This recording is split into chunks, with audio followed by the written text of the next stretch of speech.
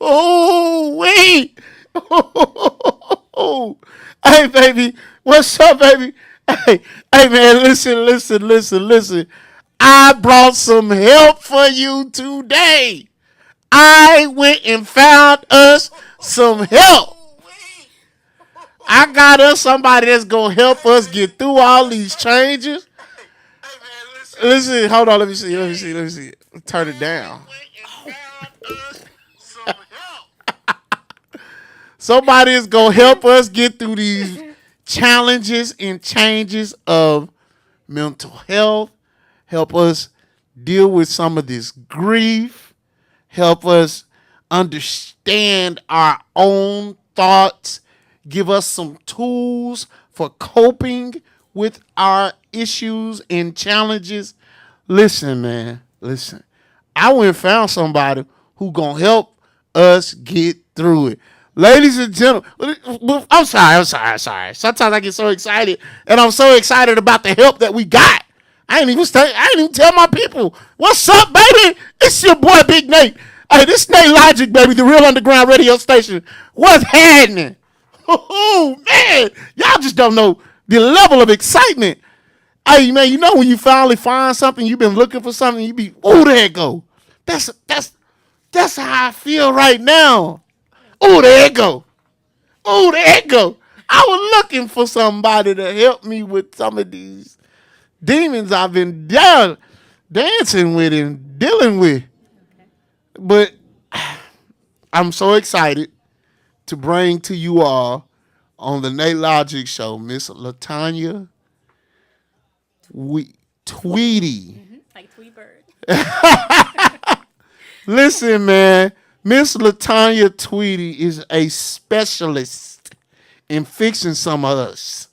Listen, man, before I go any further, I want to tell you, Miss LaTonia, I'm so grateful for you allowing us to help to just be in your presence, because I know you're a very busy lady, and this isn't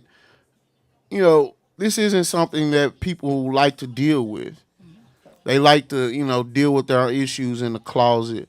But my logic and my mindset was to help us get through these challenges and help us go through these challenges and things like that, and make sure that we're doing this together. And I feel like if we can figure this out together, the more of us get some help with this, the better off we all are. Mental health is a challenge in our community. Am I correct? Absolutely. Yes. And so many people are struggling, fighting their demons alone. I don't want to call them demons. Is that fair? I think it depends on how you were raised. I always ask people a question: how were emotions dealt with in your family? And so, if they were ignored or punished or minimized, then they may feel like demons. So it just depends. See, I can already tell this is finna be good. Often people, I was in my coming up, my emotions were often ignored. My dad was more so like, as a man, I ain't got time to dwell in feelings. But as he got older, then he started dealing with things that were emotionally, he got to dealing with those emotions as he got older. Mm-hmm. And then it had caused so much damage for the rest of us that he never dealt with those emotions and feelings. Then as he got older, he realized that, oh, I do have some issues with my mom. I do have issues with my siblings and the way I was brought up. And I see all those. But he always told me, I got a wife, I got kids. I ain't got time to be in my feelings. Y'all hungry. Y'all ain't gonna eat sad. So happy, sad, mad, or glad, I gotta go get it. Absolutely. Is that normal in our? Absolutely. So our basic. Can we get you in daily- the talking to Mike? Talking. Sorry, can you hear me? Yeah. Okay. First, thank you for just inviting me, and I'm happy to be here. I can absolutely identify with what you're saying. That's a human experience. Basic needs are my basic needs met. Do I have a place to live? Do I have food to eat? And then it goes up the chain. Then I can sit and go, okay, what are the things that I like? Why do I exist? What do I want in life? So those are the natural steps for anyone. Unfortunately, minorities, us, we are trying to survive. And so surviving is, do you have food? Do you have shelter? You know, you're alive, aren't you? So you forget that you got to deal with the mental part of things. Absolutely. Wow. That makes so much sense. So we get so caught up in the everyday struggle that we forget to deal with our mental issues. Absolutely. Do you think that's what leads to us leading causes or being the leader in so many health issues? Like from diabetes, the way we eat and food becomes our comforter. From obesity, diabetes, even hypertension and things like that. Does that our way of dealing with mental health, does that also play into it? Absolutely. So Kaiser did a study probably about 15, 20 years ago. And what's so ironic about it, it was not individuals who were in the working class, but professional individuals. And it's called the ACEs test. And I often tell people, look it up and take the assessment for yourself. There's like 10 to 15 questions, and they're basic questions, but the higher the score is on this adverse childhood experiences, that's what the acronym is for, the increase in chronic disease. So hypertension, diabetes, autoimmune diseases, heart disease, the numbers go up, cancer. So absolutely, I deal in energy work. So that's energy. If you don't deal with it and you suppress it, it's still there. Hold on, wait a minute. Energy work. Energy work. Can you expound on what that is? Yes. So our frequency or vibration. Have you ever been around someone, they look all high and wild out, like their eyes are just kind of beady and they're just staring, they're glazed over? That's energy. You can get an idea of if you need to talk to that person or no, I'm probably need to stay away from that person. When you're around someone who has a more mellow energy, it feels inviting, welcomed. That's our energy. Even people who are dying, they have a different energy, a feel to them. So our skin is the biggest organ that we have. We feel things before we make sense of it. And so the goal is to begin to feel again. So you have to be able to feel and think to be in your experience. Sometimes we get so into trying to survive, we're just thinking. Have you ever met someone who just loops, they keep saying the same thing over and over again, and they're talking really, really fast, and they're not grounded, and they never have a solution. It's just, you have to stop, settle, and notice how that's affecting you. Your energy has to be where it needs to be to listen, You put too much on me. You put too much on me too quick. You put too much meat on my sandwich. You put too much juice in my cup. Whoa! The instant you said about when you're around someone and their energy and when they're dying, and I think I told you this earlier. I lost my mom in December of 2000, December 22nd, 2021. But my mom was struggling, and if I get to crying, it is what it is. I'm not tripping. I cry. I'm anybody that know me, but I'm dealing with grief as we speak. Grief to me is something that you deal with every day. Absolutely. It's going to be on you. And now you're just figuring out a way to survive it and to live through it. So I remember my mom. I can remember her saying that I'm ready to go. I can remember her skin feeling kind of loose. I can remember her eyes feeling kind of glossy. looking glossy. So, do you think that mentally she was ready to go? Especially if she's saying she's ready to go and that slow withdrawal. Yes, our life force is what you're talking about. It begins to decrease. You can see it. So she kind of had. So she kind of made peace with it. Yeah.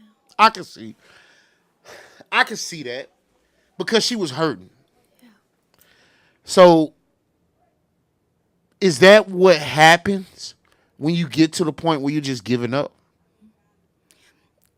I'm stuck on that word giving up as opposed to acceptance because we all leave, you know. That's heavy. Yeah. So she accept. It's not that I feel like she gave up. The selfish part of me says she gave up. But I know she didn't. I know she was more so like, you know what? I'm ready. I've done my job here. My boys, my daughter, my kids are well off. I've done what I can do. I can't say she gave up. In my heart, I can say it. But in my mind, I can say that she accepted it.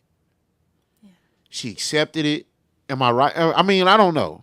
Tell me she kind of accepted it and she was like at peace with it. And because she believed. You know, she believed in God so tough that she said, God, I'm ready. Is that, am I looking at this from I don't know, tell me. What you just shared is there are elements to that that's beautiful. And everyone's death experience is going to be different. And so what you just described, yes, that coming to a place of being okay with where you are and accepting whatever is. And even the part what you just said, so I'm going to talk a little bit about grief. I had to sit with it myself and understand why is it that I had such an issue with someone saying, oh, it's, it was God's will, or, I'm sending you love and light. And when I really sat with it, and I listened to you, just your changes, and when you say the part of me that I'm not there yet, but I saw that she was, that's beautiful because it's the connection we have with people is that I can be there with your experience while still holding on to mine. I can value and validate whatever you're going through, even if I don't agree with it. And it's okay for me to have a different perspective. A part of grief is being able to move through all of the thoughts, all of the memories until there's not such a charge to them yet. Till you get to that place of whatever acceptance looks like for you. And then it changes. Then there's room for light. There's room to connect with whatever your faith is. But you hear it in the ease of their voice. I can remember that. I remember her voice being at ease. Yeah. I can remember. Now, I didn't know if it was the exact pain. I also lost my dad in 2011. And I remember him saying, hey, call my brother and tell him that I ain't going, that I'm done. And it broke my sister. It broke us, a lot of us, to the point where we were like, wait, man, you finna. Because I was in fight mode. He had cancer. So when he was going through, I was like, nah, we finna fight this. Ain't no quitting. What do you mean? The doctor came and gave me a tiny bit of belief. But at the same time, he and I think he said, well, okay, we got some good news. The cancer has not spread all the way here yet. But it is overwhelming. So in my mind, bet, it's time to pray. Time to fight. Yeah. But in my dad's mind, nah, I'm tired. Yeah. So is that, I can see that when they get to that point where they just tired. I'm selfishly, yeah, I don't like that. But I understand it. Am I wrong? Tell me if I'm wrong. No, no. I'm going to say it again. It's a dual perspective, being able to understand someone else's story and also understanding and validating yours and giving yourself grace. You know? And there was a movie several years ago, and I use this term a lot. Will Smith was in it. It was collateral damage. And so I remember. a part of loving someone, choosing to love them, is that the person who lives, there's the collateral damage of having all of the memories. You're left with those, Uh-huh. and that person is gone. Yeah. I think for me, it just doesn't make it easy, though. But it's reality, right? It is very much reality. It's, what do? You can't do anything about it. You can either wear it or it can wear you. That's what I've been telling myself. And I think that goes back to when you wear it, it's an accessory. But when it wears you, you're an accessory to it. Absolutely. So you become an accessory to the grief and the pain and the hurt. And you are the accessory, meaning that it's wearing you now. It's tearing you down. And I'll be honest, it's been some days where grief wore me. Now, I've been on the other side where I wore grief, but it's been some days I've just wanted to, I just be on my phone to avoid thinking about whatever's going on. So I could just sit on my phone because on my phone, I don't have to think about whatever I'm dealing with or whatever the reality of the world that I might have. Here's an escape. You know what I mean? Or if I'm steady busy as an escape from dealing with the fact that, I just lost my mama.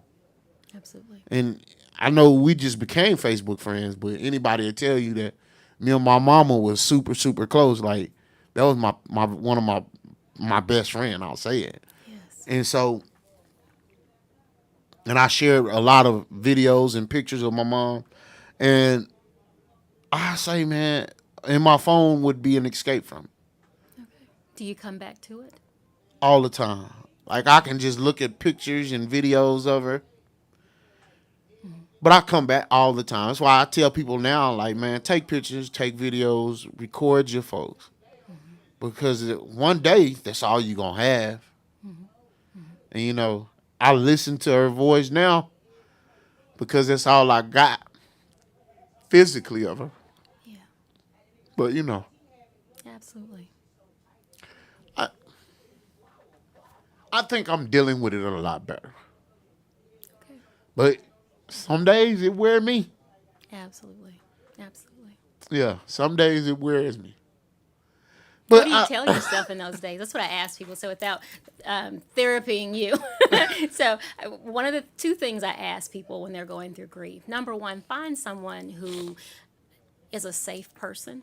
And what I mean by safe person is someone who is able to understand their own vulnerability. I can only be as vulnerable Right. to you as I am to me. Right. And if I can't Yeah. feel that, I'm going to try to shut you down. Just pray about it. It's going to be okay, and try to shut you down. Yeah. So someone who is okay with you feeling your feelings, Yeah. and they can sit there with you. That's what compassion is. Yeah. Being able to sit with someone else's suffering Yeah. and sit.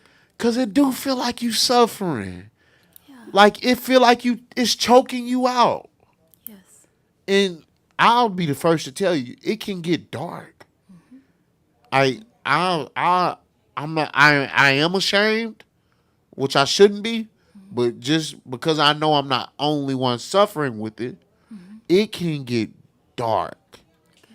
Like, to the point where you be like, yeah, I'm good. I'm straight. And I know that ain't nobody but the devil talking. I understand. I lost a frat brother almost a year ago, a couple of months, something like that. And wasn't the first frat brother. I've lost a couple of frat brothers.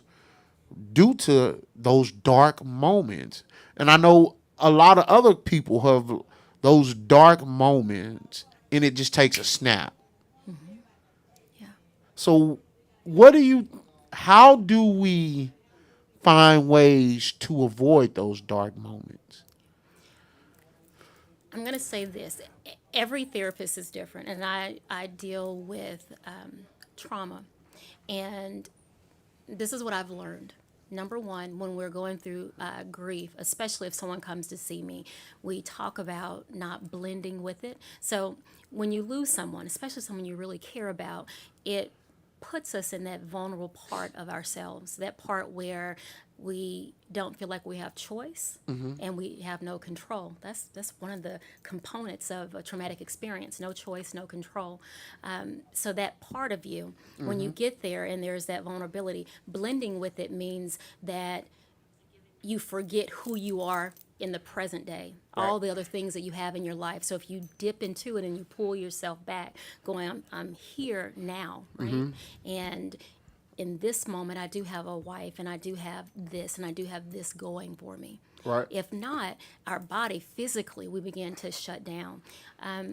The way that I look at suicide, just working with people who have been suicidal, suicide gives you back control. Yeah. And you get to decide when and where. And if you have control over it, it feels comforting. Because you lost control. So you're reaching for some type of control. And when you make, I get that. Yeah. I can see that. Because sometimes you be like, I don't have no control over this. Is just overwhelming me. And it gives you some, unfortunately, it almost makes you feel like this is the only option. Right. But if we don't blend with it, meaning that no, there is another option. I can come back and I can keep working at it. I call it a practice because you're going to fall down. It's not going to feel great, but getting back up and having a practice of moving forward, having a story. You know, the one way that we know that people are getting better when they are depressed is that they can see themselves getting better. There's hope. You know, if you have hope, then you have something to look forward to. I hope this, and what does that look like? So, but you work through them. You work through the emotions. You keep coming back. Yeah.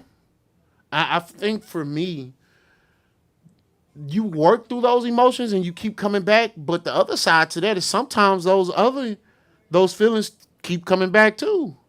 I think that's where grief is a daily struggle, right? I use this analogy that it's almost like having stones in your pocket, you know, and it may start out as a big boulder, right? It'll forever change you. You're never going to be that person again. And so the longer you go, I wish I had a piece of pencil and paper. Do you have something? I don't. That's okay. I'll explain it like this. So Here's a little piece of pencil. I don't have any paper. that's okay. So if this is grief, this right here, you're going to keep living, right? And as you keep living, these rings that are going around and around and around, it becomes smaller because you keep having life experiences around it. And so then it is not as big. You'll still feel it. You'll be triggered by it. The holidays, I remember being in the grocery store and I wanted to call my grandmother and ask her about her recipe, but she wasn't there, right? And that hit me just all of a sudden, that overwhelming feeling like a tidal wave. Those will get better. You'll always have it.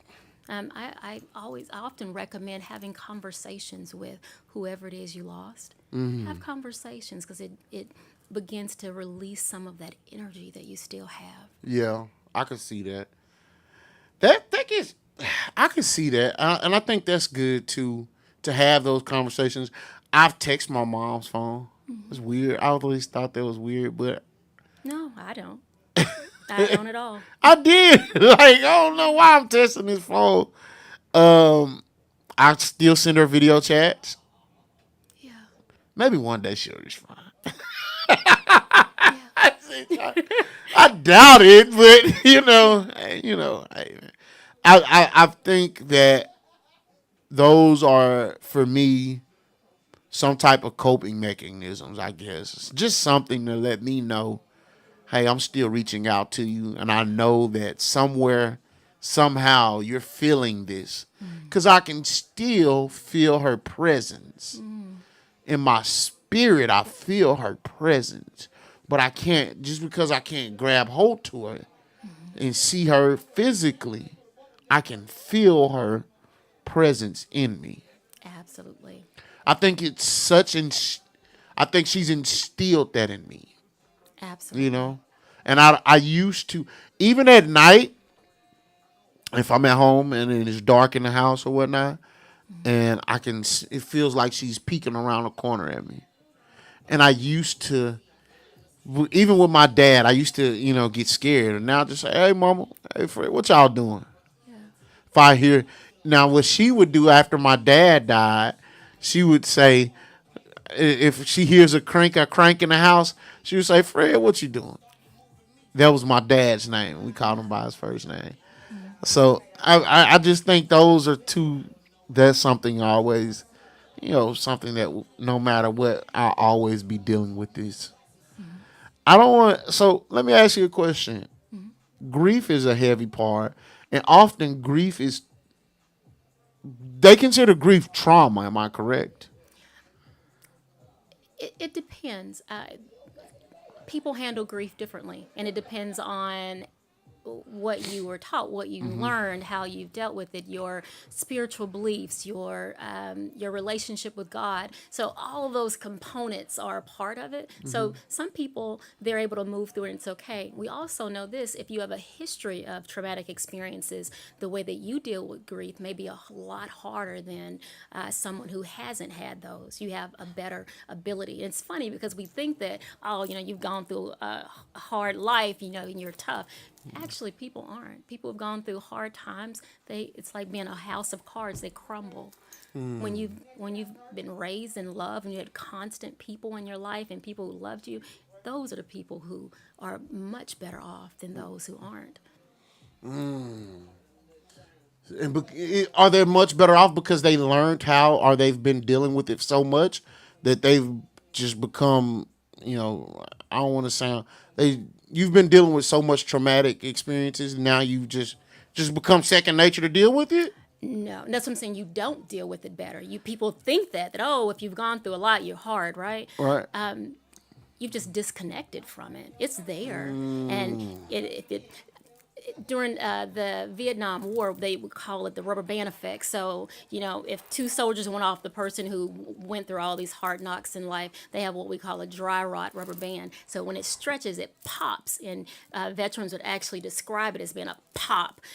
People who have what we call rupture and repair, meaning that as children, the goal of our parents is something happens and we fall apart, and your parent picks you back up. Well, you're gonna be okay. Lift your head up. It's all right. And that's repair, rupture, repair. And we learn that our nervous system is going to be stressed and we're going to fall down and we're going to fail, but we can pick ourselves back up. That starts early. So if you have that, you stretch. The soldiers who had that, they stretched that prevent and they came back. The ones that didn't have it and they stretched, it broke because it was dry rot, right? It's that same thing. And so when they normally would break, that's when it would lead To to. everything else. So we know that the more and more trauma you've gone through, it's not that you're stronger. It's there somewhere.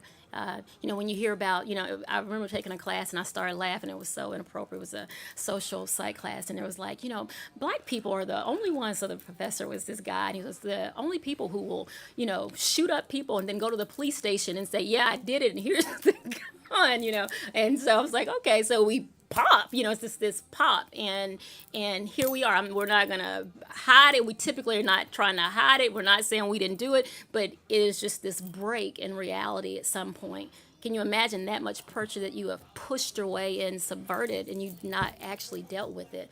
That's not you. That's not a sign of being stronger. You have to release like a pressure cooker. Release and feel.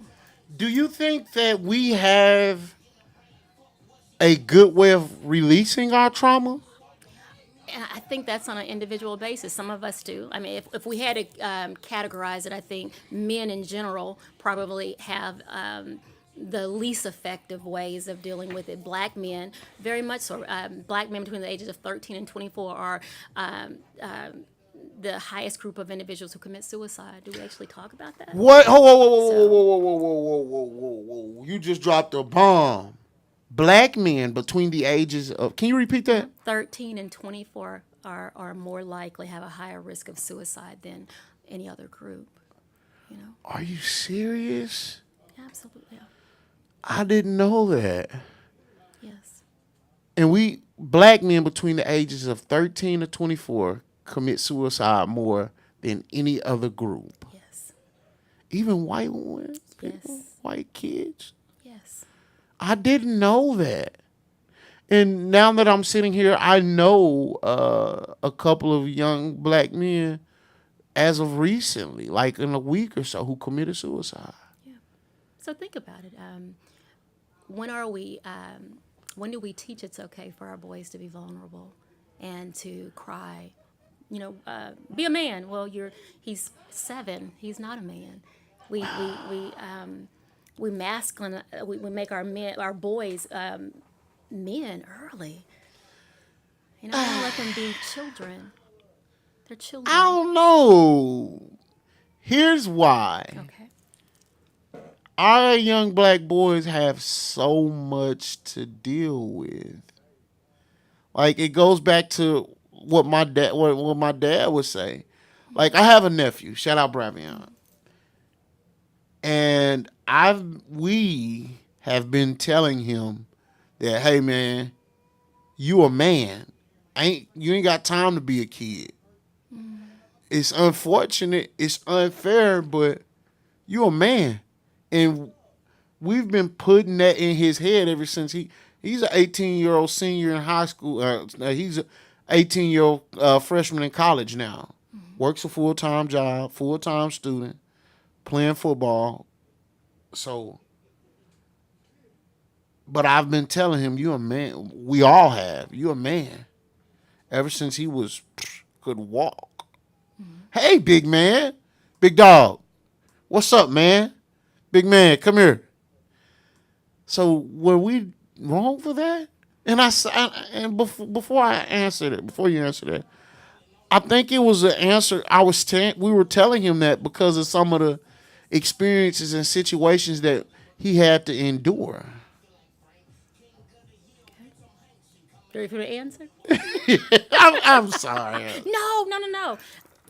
I understand it. I absolutely. And so if you, in theory, yes, you're going to prepare, you know, your children, or prepare your sons so that they can go out into this world, right?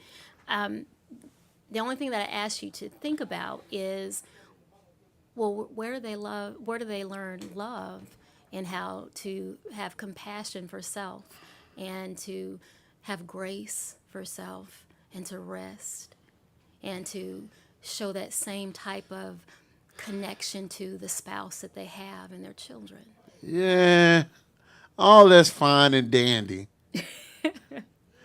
I agree. Somehow, some way, we lost being able to teach, or not necessarily teach, but one thing that I try to show him now, especially because he's a big brother, and I try to show him, hey man, you gotta have a little grace. You gotta be mindful of, just because you can don't mean you should. Yeah. He has a little sister, and sometimes she works his nerves. And just because you can thump her don't mean you should thump her. Yeah. How do we get back to where we teach that grace and compassion?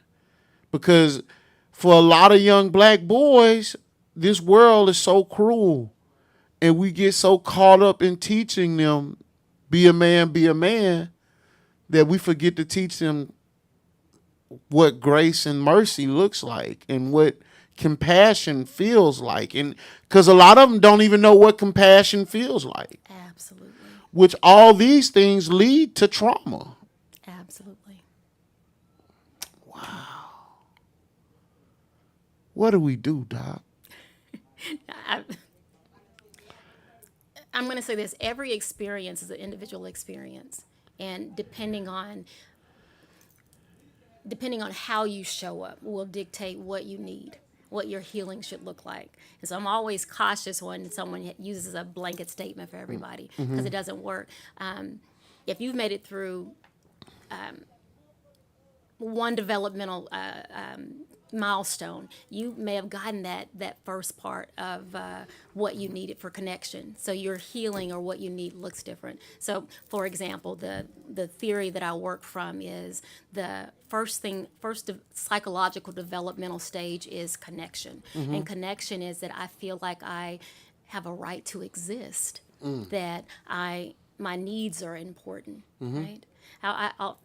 There's a little game that I'll play with people, and I'll ask, why does it feel right not having needs? I know that sounds like a weird question. Why does it feel right not to have needs? Because maybe I met those needs for somebody else. Maybe, and I'm quick to say I don't need anything. But if I know the needs of my loved ones are met, then I'm straight. Okay. That's heavy. But let's still talk about this. So that means that you get to intimately know other people, but no one actually knows you. That's heavy. So some of the questions we go back and forth with it, because it's a back and forth, a reciprocity back and forth, is that I stop having needs because maybe someone would judge my needs as being unimportant. That I have to relinquish control if I actually identify that I have needs. I didn't care. It goes back to what I said about my dad. Okay. So, You got to. you know, That makes a lot of sense. yeah. And because he was so quick to make sure that he met our needs, his needs got ignored or lost. That's why a lot of brothers are dealing with stuff. Because we're so heavy in meeting the needs of others. Am I right? We lose sight of our own, or we shouldn't have needs because being a man means you don't have needs, right?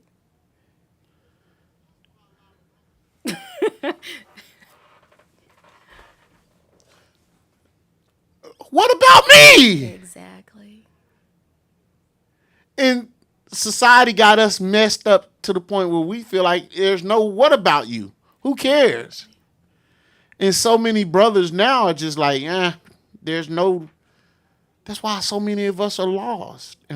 Tell me if am I looking at this right?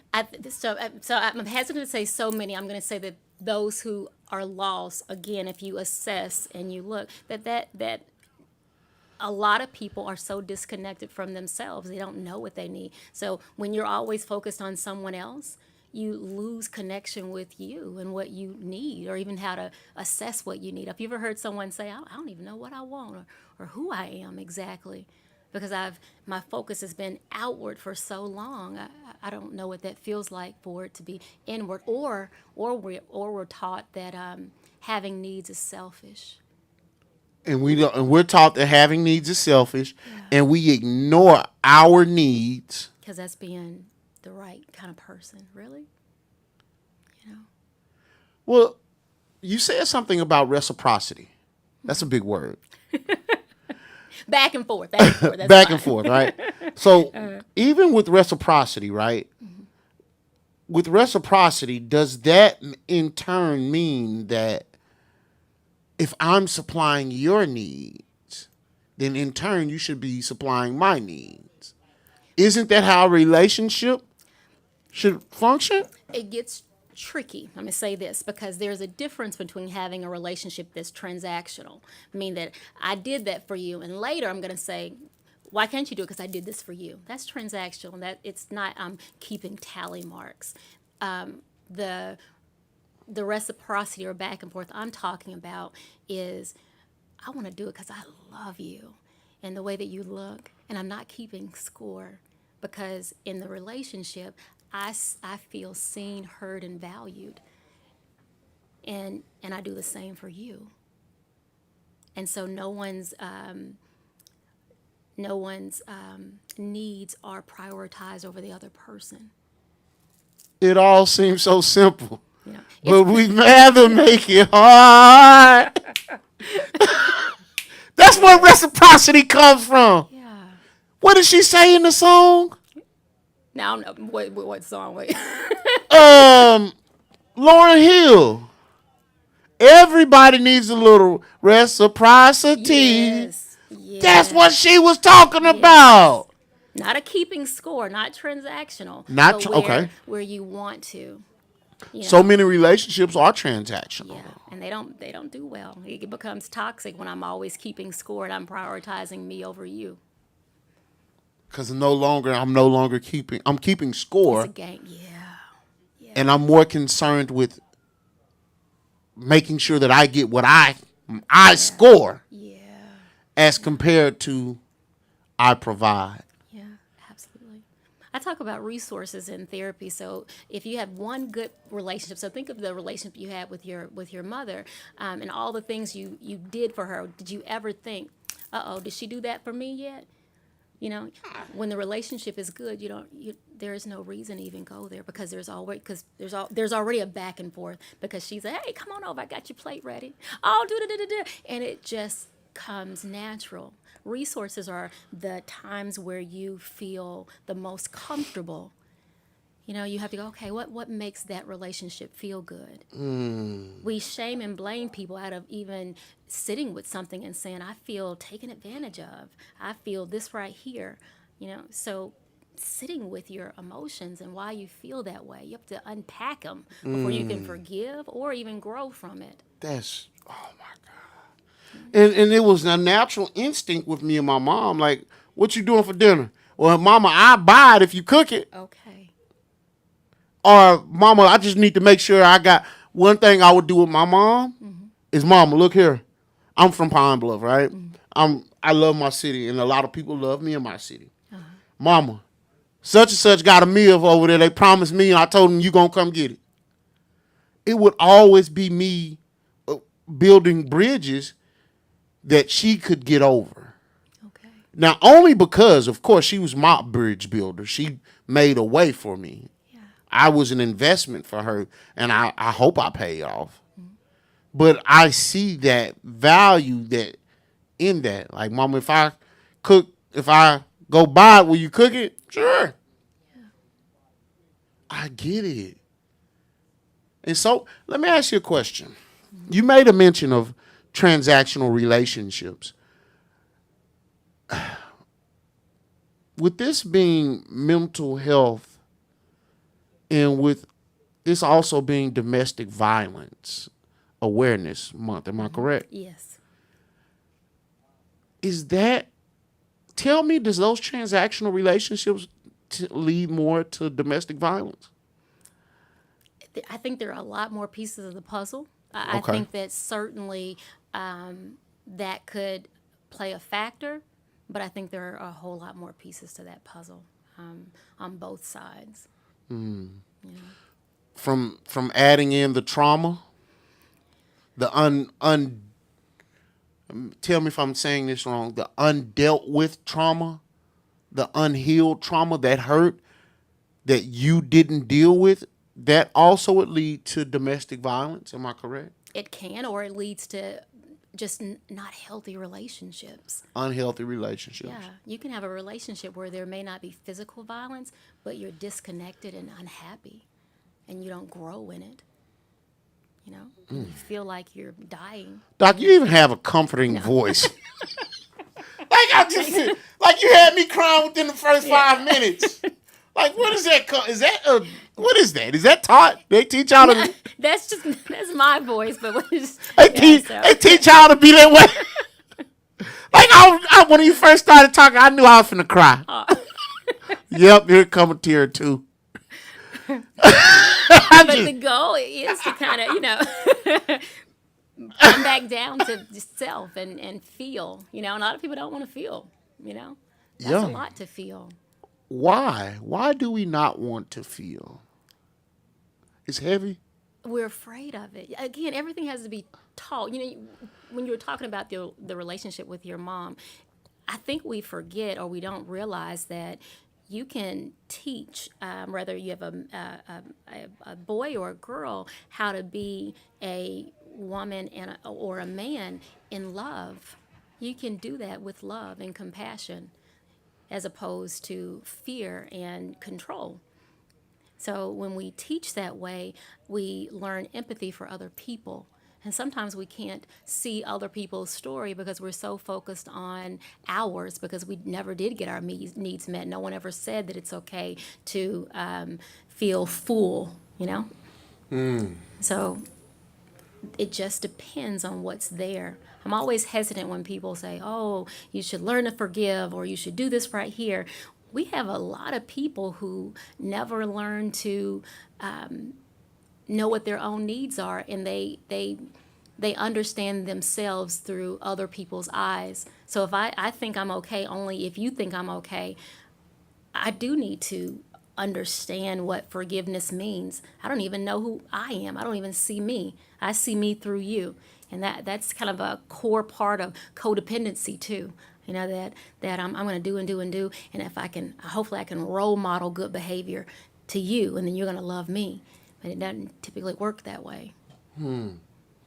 I think for me, that's a challenge, or that was a challenge, because I'm not saying that my dad wasn't a good role model, because he was, but he was a flawed man. You know, and I learned at a young age that I had to accept that he was flawed.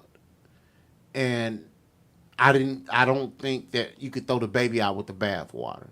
Like, because he was flawed here doesn't mean that he's flawed everywhere. And, you know, he did make his mistakes, but he did provide for his family, which in my opinion is good, you know.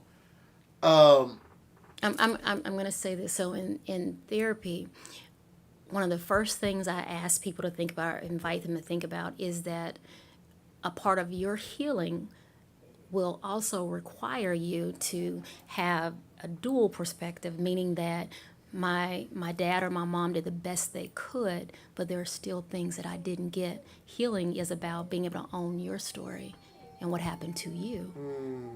Not a judgment on anyone else, but what you did not get. Yeah. And I think that's the heavy part for a lot of people, is that they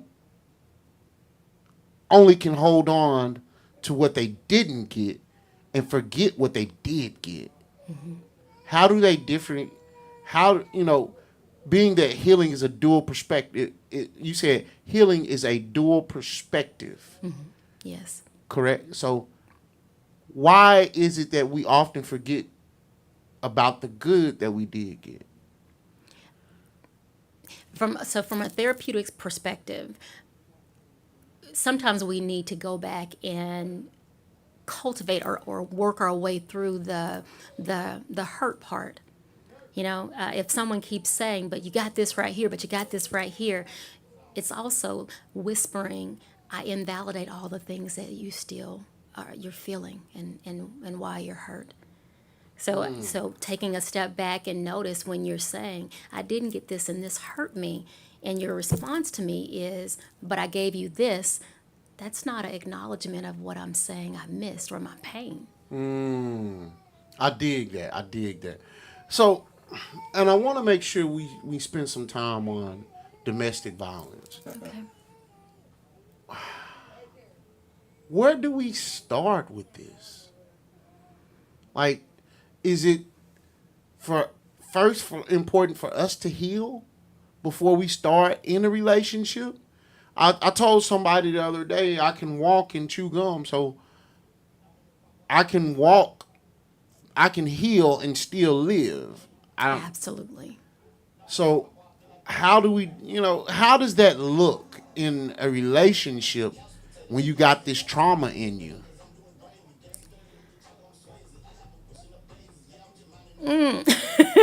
So I'm going to say it again. Each person is different, so there's no blanket answer. I absolutely believe that we can heal in relationships that are healthy, especially when you have someone that is healthy and they know how to love you, right? Unfortunately, sometimes if you're so used to being hurt by people and the bar is so low, someone loving you well feels scary. And we run and we'll self-sabotage that, right? So That's very true. yeah, like, no, that's this, That don't feel right. right. I'm used to, being called this or being treated like this, but you want to do all this for me? You have to feel like you're worthy of that. And so if you don't feel like you're worthy of it, like you said, you're going to self-sabotage it, and you're not going to do what it takes to get right by it. Am I right? And that's another thing. Sometimes we think that people realize they're self-sabotaging. Sometimes we don't even realize what we're doing. We don't realize that we're doing that. It's easier to be in something that we're used to than what we're not. If you're not used to it, it's scary. How do we help somebody get through that, or can we? Number one, someone has to want help. You have to be at a place where it gets so bad that you just decide, you know what, I'm tired of this. You have to want that. Right. You can't pray someone into it. You can't plead them into it. You can't love them into it. You can't. That's an inside job. You have to be ready for that, and then working through it a little bit at a time. And I think the problem becomes that we're trying to force somebody to see something, to value something that, unfortunately, like you said, they never seen. Absolutely. One of the hardest things I think that someone can do is be able to acknowledge their role in their own victimization. Woo! That's heavy. That's heavy. When you say their role in their own victimization, can you elaborate on that? Yes. Are you... whoa! Basically, you helped yourself. Yes. And you have to get to that place. But you ever met someone who keeps choosing the same type of person? And we call it default learning or default setting. My mama, had a guy who cheated, and my aunt had a guy who cheated, and none of the women in our family are married, and they're da-da-da-da. And this is just, scenario. That's not true. but this happens, so we get a mindset that that's the type of man that we typically get. Men aren't good. It takes a moment, or takes a little bit of awareness to step back and say, that can't be true for everybody, because if I look around outside of my family, there are people who have good relationships, and there are men who show up and go home every single night. So now, I think the other side to that, too, is that sometimes we can get so used to that type of environment. Yes. We're so used to functioning in dysfunction. Yes. That we don't know no other way. Absolutely. And that's where I think therapy is so helpful, to see the lens that you see people through. What do you see? If someone's saying, I'm not ready for that, or I just want to be friends with benefits, and that's not what you want, then don't go along with that. Why do you stay and hope that this person is going to change their mind, or they're going to be different? Accept people for who they are and where they are. And if that's not where you are, you bid them farewell, and maybe you guys will meet in a different chapter. Next lifetime. Yeah. That's what Erica said. I guess I'll see you next lifetime. Yeah. Maybe we'll be butterflies. Yeah. That's what she said, ain't it? So I'm learning this is basic. Yeah. You know what, Doc? I know I got it figured out. I just need to go listening to some Lauryn Hill and Erykah Badu. That's good. Listen, Lauryn Hill says reciprocity. Yes. Erykah says next lifetime. Absolutely. I think these things are around us. Healing is near us. We just have to give it time and be open to these things. I don't want to get too far away, because I know what I was aiming to do was to basically speak on and talk about domestic violence. Okay. A lot of men and women, a lot of people are struggling with that. What are some of the things that can be done to help with that? if you're talking about just relationships in general, being able to, I always tell people the first part of a relationship is about perception. Oh, I want him to think that I'm a good person, or I wonder what he thinks of me. That's perception. The second part of that is connection. Connection is when I say, what do you think of me? Do you like me? What do you want? Or where do you see us going? Let me tell you what I want. That is connection when I begin to actually talk. But if you ever notice, people go, well, I don't want them to think that I'm desperate. I don't want to think, well, what do you want? Because does desperate mean that you want a relationship? Does desperate means that you don't have the right to say what your needs are? So it's literally looking at your value system, and are you ready? You're not prepared to date if you aren't prepared to talk about what your needs are and what you want in a relationship, and the other person has the right to do the same thing. And if that person's ideas about relationships aren't the same as yours, that's when you say, okay, then we're just not on the same page. It's not about judging that person. You can like any and everything that you like. If I co-sign on that, okay, here we are. If I don't agree with that, no, number one. Number two is boundaries. There are different parts of boundaries. One, and people get this confused. So my ability to make the request, this is what's important to me, and this is what I want.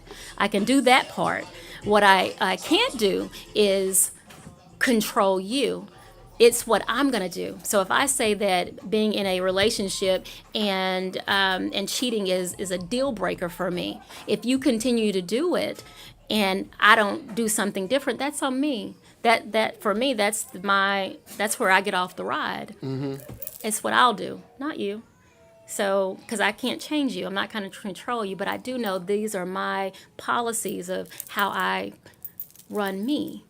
And what I want for me. Yeah. And once those boundaries have been broken, yes, I gotta go. Yes. So boundaries aren't to control the other person. I always use the water hose. Let's say you have a neighbor and the neighbor uses your water hose and you say, okay, when you finish, I want you to wind it up and put it back, on the little winding thing next to the house. And then you come home and it's all the way across the road and you go, oh, okay. You take your water hose, you put it up and the guy comes back and goes, can I use your water hose? And you can use somebody else's water hose. You can't use mine because my rule was that once you finish, you do this. I made the request. You decided you weren't going to follow it. It's back on me what I'm going to do. I can keep letting you use it and talking under my breath and hoping that you'll do better, but that's on you. My job is to decide, these are my boundaries. These are my boundaries, and I have to respect my boundaries. And if I don't respect my boundaries, I can't expect you to. Right. They're about me. So the goal is to get someone who will do the same thing. This is not my acronym. It's Brene Brown, braving. So B stands for boundaries, that I can tell you what my boundaries are and you hold them. And you tell me what yours are and I'll hold them. And the R is for reliability. I'm going to do what I say I'm going to do it. I'm going to do it every time. The A is for accountability. Doesn't mean that I'm not going to mess up and not do right, but I can say I own it, I did it, I take responsibility for it, and I am going to change. I do it. Now, I'm not just saying it, but I do it, and you do the same. The V is for vault. Vault is whatever you tell me is your story, and even if we're not friends or together anymore, I don't have a right to tell your story. I is for integrity. I do what's right over what's fast, easy, or comfortable. I do what's right. N is for non-judging. You have the right to fall apart, be in distress, and not be judged for it. And G is for generosity. Even on your worst days, I can still see the good in you.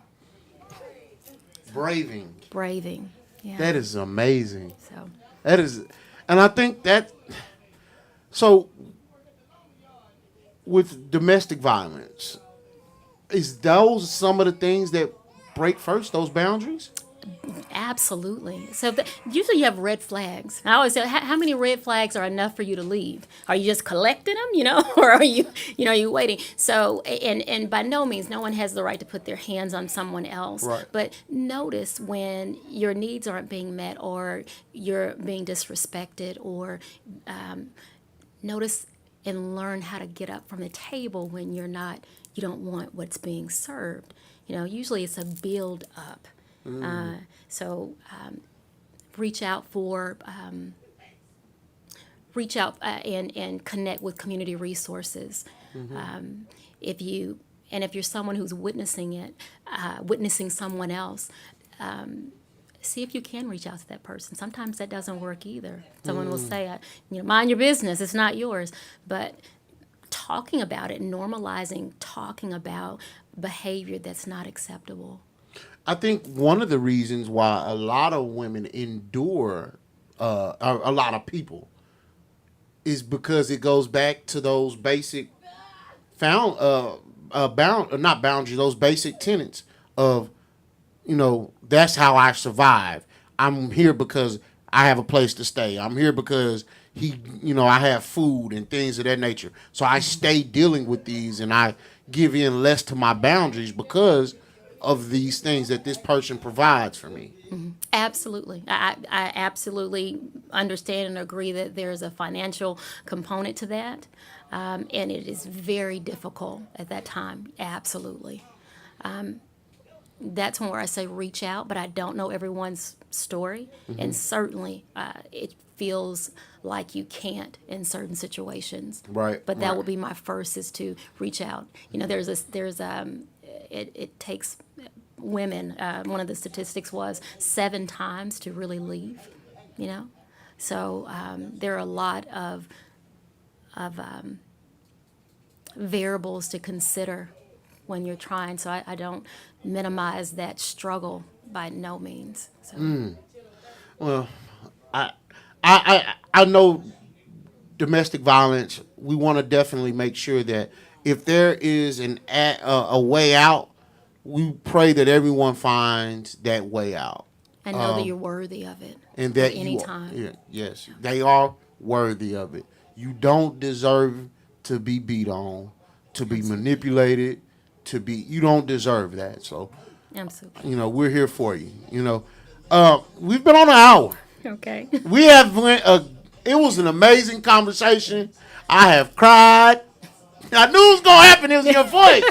I knew it was gonna happen as soon as I heard you talk. I said, I'm gonna be a crier. Well, thank you. Is there anything that you want to make sure that you address or say before we leave? If you're hurting, if your life isn't where you want it to be, I call mental health issues as being disorganization. And we all go through periods in our life where there's disorganization. I would invite you just to listen to you.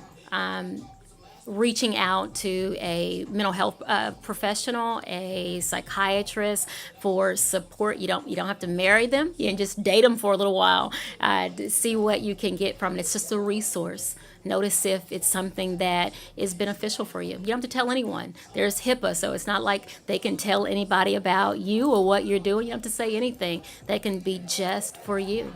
If they wanted to reach out to you specifically because of the voice, and because you're very knowledgeable in everything we've discussed, if they wanted to reach out to you specifically, how would they do that? I am on Facebook under Therapeutic Solutions, which is my company, and I'm a private practice, so through Facebook, Therapeutic Solutions, or Instagram under The Holistic Vegan.